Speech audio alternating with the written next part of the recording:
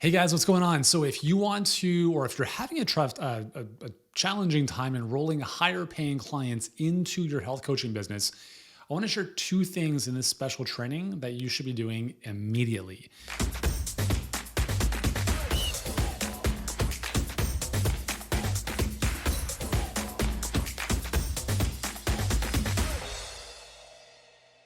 So I'm going to be sharing some stuff on my iPad here on the screen. I'm going to just get this locked and loaded in just a moment. And let's do this. All right, so you should be able to see this on the screen here. And perfecto. I'm assuming my camera is not going to show up beside, but that's okay. Let's see if this will work. There we go. What's up, Yuri? I'm on the white screen. Hi, Mom.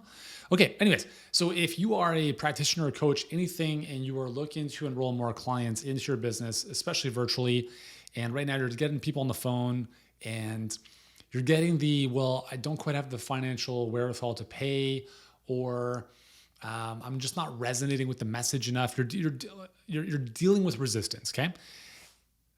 You basically want better quality leads on the phone or on Zoom, however you're doing these calls, and you want to enroll more clients. So the two things I'm going to show you here are going to deal with, I think, the two most important fundamental issues that need to be dealt with and solved in order for more of your prospects to become paying clients. So the first thing I want you to understand is that this is something visually I want you to think about. So everything in the green here, so all of this, we're going to call marketing. Well, we're not going to call it. It is marketing. And let's put this in yellow. Everything in the yellow over here is sales. Okay. So marketing is everything that happens before the conversation on the phone. Just think of it that way. And marketing, the duration of marketing, time equals, we don't know. Time could be a couple days, it could be a couple hours, it could be a couple weeks, it could be a couple months. Because statistically, the vast majority of people who are inquiring about possibly working with you or getting a solution to their problem are not going to take action immediately. The vast majority are going to take action statistically after 90 days. That doesn't mean that there's not a number of people that will take action now, because there certainly are. But you have to understand that marketing takes time. It's just for me, marketing is the journey of building know, like, and trust, or educating and using goodwill to build know, like, and trust with your audience to the point where selling becomes almost unnecessary. So the reason that this diagram is as it is something I say all the time, which is the better you market, the less you have to sell. Now, right now, what might be happening is it might look a little bit different. Right now, you might be requiring or relying on too much of the conversation to take the heavy lifting, as opposed to the marketing, which is over here doing little to nothing. So this is, and I've said this before, this is why it's so important to be around for a long period of time. Longevity, if time is, we don't know, it's very important to be in business for a long time, because the longer you're around, the more trust you're going to build with your audience, and the more time you're essentially marketing with those people to the point where sales becomes an easier process. So what does this mean? Okay, so what does this specifically mean in terms of your marketing? So let's use the example of a Facebook ad, because that's the world that a lot of us play in. And I have this conversation with our clients all the time. I'm getting people on the phone who aren't qualified financially. I have people on the phone who are on disability. Okay, great. So, well, not great, but here the cool thing is that it's an easy fix, right? I'll give you an example. So my brother, when we were young, my mom was away in Australia for 2 months because her sister lived there. So she took off and was there for 2 months. I don't even, that's right. Maybe like a month. I don't even know. And during that time, my brother threw 2 house parties, kind of letting me know, but not quite. He was younger than I was. And so what happened was one of the house parties really got out of control. And one of the sinks was broken. There was some flooding and the cops came. It wasn't a good situation. And I use that as a story to emphasize the importance of the invitation. So this is what I tell my clients. If you want better people at the party, you need to send a different invitation. So if you are having a birthday party and you want specific people at your birthday party, number one, people who you don't want at the party should not be getting an invite, right? But number two, if you do send an invite, then you may want to be very clear about the type of person or the expectations of showing up at the party. And it's the same thing here, is that if you're getting the wrong people on the phone with you, you have to look at what they're seeing before the phone call. And this is very, very important if you have any type of system for generating leads. And this is the sad part about most health professionals, is that they don't. Word of mouth, referrals, people just land in their lap. And that's not a system. That's like I'm twiddling my thumbs, sitting in my chair. Hopefully a doctor is going to refer some people to me. That's not a business, okay? You have to take control of your lead generation and your client acquisition. Otherwise, you will always be at the mercy of external forces that you have no control over. So if I were to illustrate once again our perfect client pipeline, which you've probably seen before, 4 steps. We have a webinar. Sorry, that's not right. We have, in our case, a Facebook ad, but it could be a YouTube ad or anything else, but we'll just use Facebook ads because that's mostly where we spend our time. Webinar, application, and we have a call, okay? So let me just zoom out of this a little bit and move this over.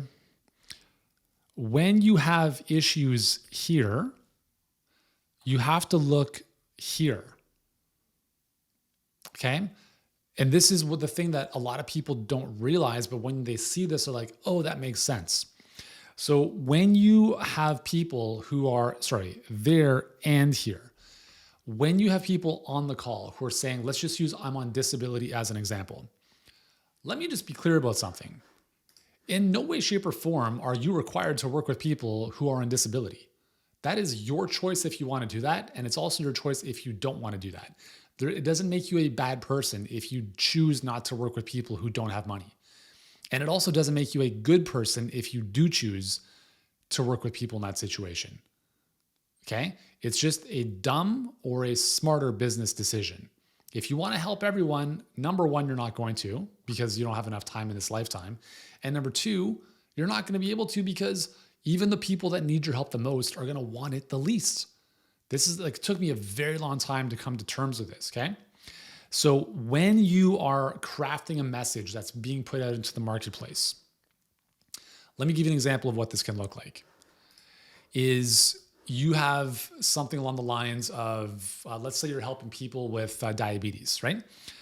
Diabetes, there's this tendency for a lot of them to not be in a great financial situation. So does that mean you're only helping the people who are wealthy? Not at all. It's you're helping people who prioritize their health. That's the difference.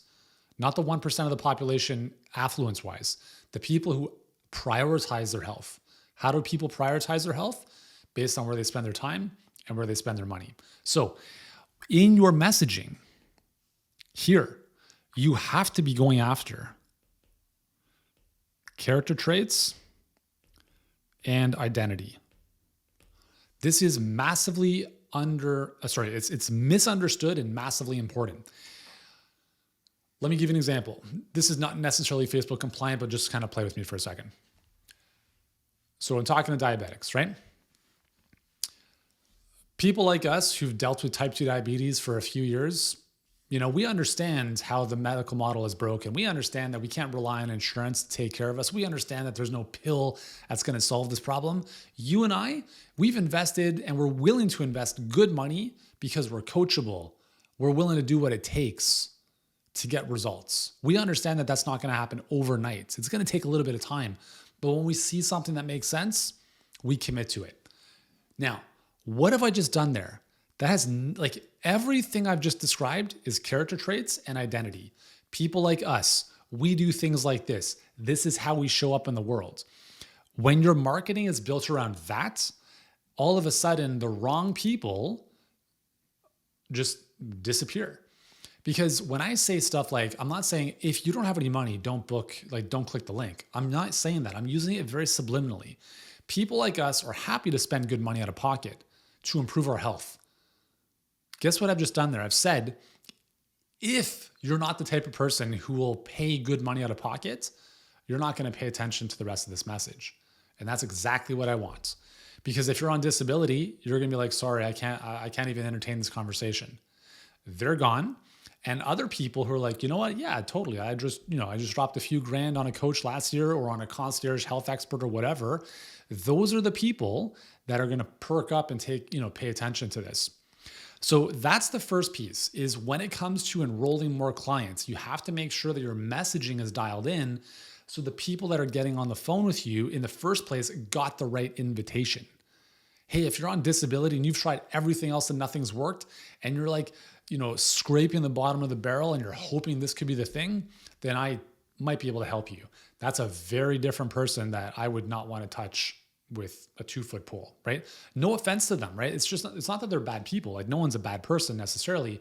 It's just that that's not the type of client that I don't think most of us want to work with. It's your choice who you want to work with. So you have to be clear about what we call the perfect client criteria. What are the criteria that must be there? And if more of that stuff is based on identity and character traits, you will start attracting better people on the phone, okay? So that's the first thing. That's the first thing that we need to start doing to improve our marketing so that when we do have people coming on the phone, the majority of the selling has already taken place. They're pre-indoctrinated based on, again, there's more elements to this, but again, the key is the better you market, the less you have to sell, okay? The second thing that I'll mention is the following. When you are on the phone, okay, so this is now in the sales conversation. So you've had the person, whether you use a perfect client pipeline or not, right? Whether you do this or not, you're going to have a conversation with someone on the phone. If they're going to enroll with you at a higher price point, $2,000, $3,000, $4,000, $5,000, et cetera, they're not going to a web page to click the buy now button, okay? So don't do that stuff. When you're having a conversation with someone, the goal is always to establish what does now look like, what does the future look like, and understanding the gap, okay? So the bigger the gap, the greater the pain. If you cannot establish enough of a gap in your conversation with someone, or if they can't even recognize that coming in, nothing you're offering them is going to make sense. Because here's the thing, is that if someone you're speaking with believes that, let's just use their weight loss issue is a $500 problem, and now your program's $5,000, they're going to be like, no, it's too expensive. There's no way. Okay. But what you have to understand how to do is you have to understand, okay, tell me about what's going on right now, right? Why did you book this call? What's happening with your health that prompted you to book this call today? Okay, cool. What have you done about that? What are you doing to solve that? Oh, I'm doing this, I'm doing this, I'm doing this. Okay, what hasn't worked there? Why do you think it hasn't worked? What do you like? You're trying to you're really going to deep discovery here. You're trying to figure out where are they? What are they trying to do to solve it? And they just keep hitting their head against the wall. You're just taking notes and you're going deeper, right? Why is this important to you? What does this allow you to do? Or what are you not able to do that you want to do that having these excess 20 pounds is holding you back from?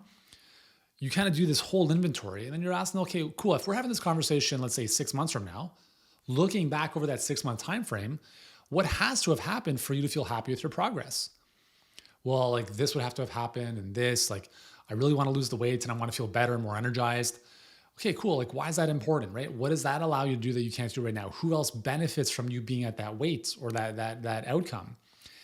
And you have to be able to get people to talk about the situation now, where they want to be in the future.